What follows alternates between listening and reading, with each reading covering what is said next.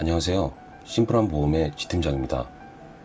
금융감독원 자료에 따르면 현재 실비에 가입한 우리나라 인구가 전체의 66% 정도라고 합니다. 가히 제2의 건강보험이라고 불릴만 한데요. 3천만 명이 넘게 가입할 정도로 이미 대중화가 되었는데도 불구하고 청구의 부담을 느끼시는 경우가 상당히 많습니다. 그래서 오늘 시간은 실비보험 청구 시의 청구 서류와 청구 방법에 대하여 알아보겠습니다. 적극적인 청구가 이루어지지 않는 이유가 있는데요. 되게 간단한 통화만 받으시는데 자기 부담금을 제하면 금액이 너무 적게 나오거나 시간 부담이 되면서 번거롭기도 하고 진단서를 발급하면 비용 부담이 크기 때문입니다. 오늘 이 진단서를 대체할 수 있는 서류도 안내를 드릴 텐데요. 어렵지 않은 내용이니 반드시 끝까지 시청 부탁드립니다. 보험금 청구의 소멸기간은 3년입니다.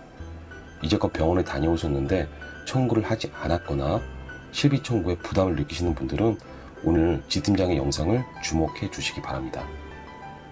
아직도 구독과 좋아요를 하지 않으신 분이 있으시면 한 번씩만 눌러주시고 시청해 주시면 대단히 감사하겠습니다. 실비보험의 청구는 대개 입원, 통원, 약제비로 나뉘게 됩니다.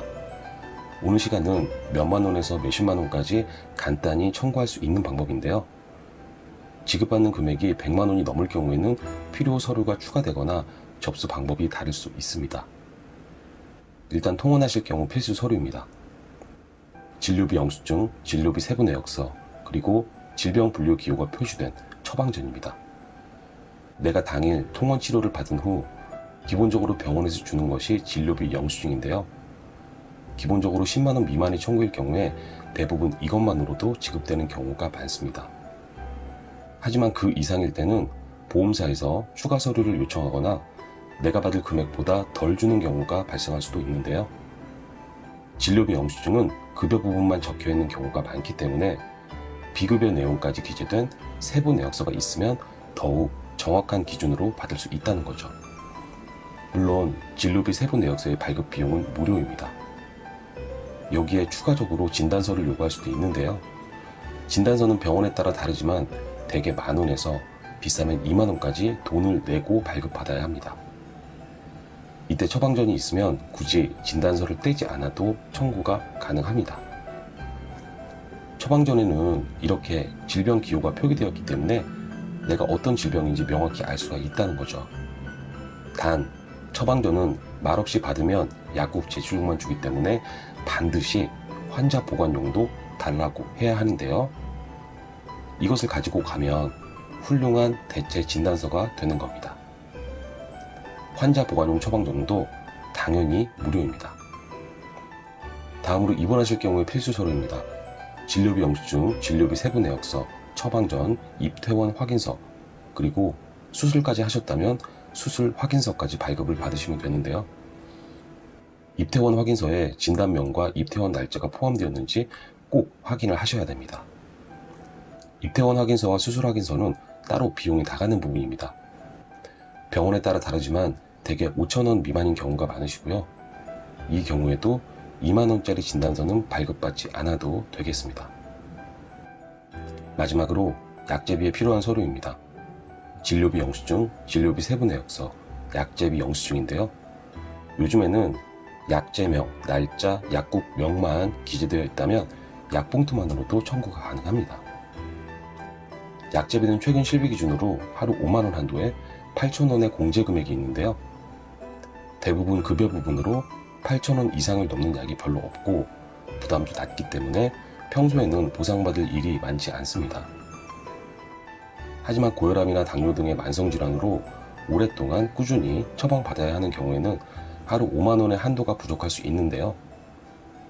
이럴 때는 번거롭지만 약 처방 주기를 1에서 3개월 정도로 나눠서 한 번 처방받을 때의 약값을 줄이는 것도 도움이 되겠습니다. 다음으로 청구 방법에 대해 알아보겠습니다.